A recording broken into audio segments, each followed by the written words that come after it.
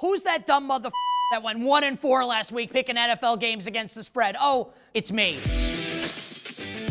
1-4 last week, and I saw it. I saw your tweets. I heard the comments. I saw all the vitriol against your boy. I guess 2 winning weeks before last week doesn't give me any goodwill. Everyone's really mad. They think I suck, and you know what? You might be right. For 1 week at least, you were right. But that's the beautiful thing about sports and the beautiful thing about betting on sports. We got a new NFL slate to break down and give you best bets on. So we pay homage to the board of spreads. Board of spreads, man. 1-4 last week. We're going to get things rolling this week, and we will start with the games. I have no interest in betting. Only 2 of them because, you know, I love to bet.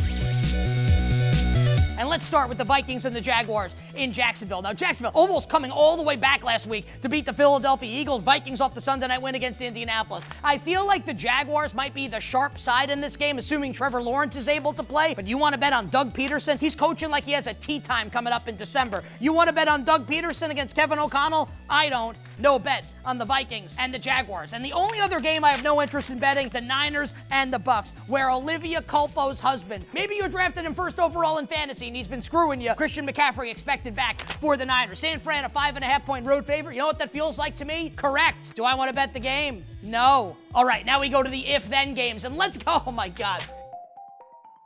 We have sent the Giants.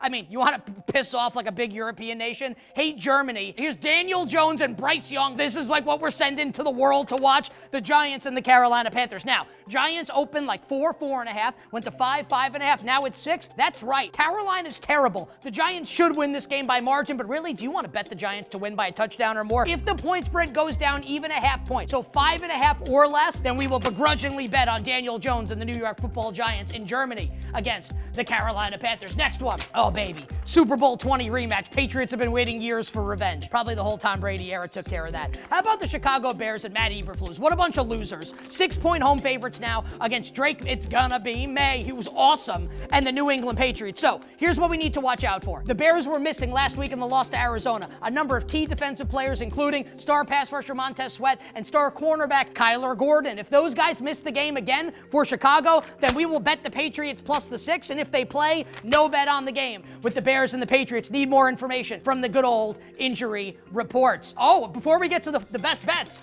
I got a winning teaser for everybody. We will call this the AFC West Memorial Teaser. This will be Kansas City, you know, the undefeated Super Bowl champion Chiefs, down to -2.5 against Bo Nix in Denver. And we will pair that with Justin Herbert and the LA Chargers, down to -1.5 against probably Will Levis and the Tennessee Titans. So the winning teaser leg for this week will be Chiefs and Chargers. Chiefs -2.5, Chargers -1.5 coming up in the AFC West. And now we go to the 5 best bets for Week 10.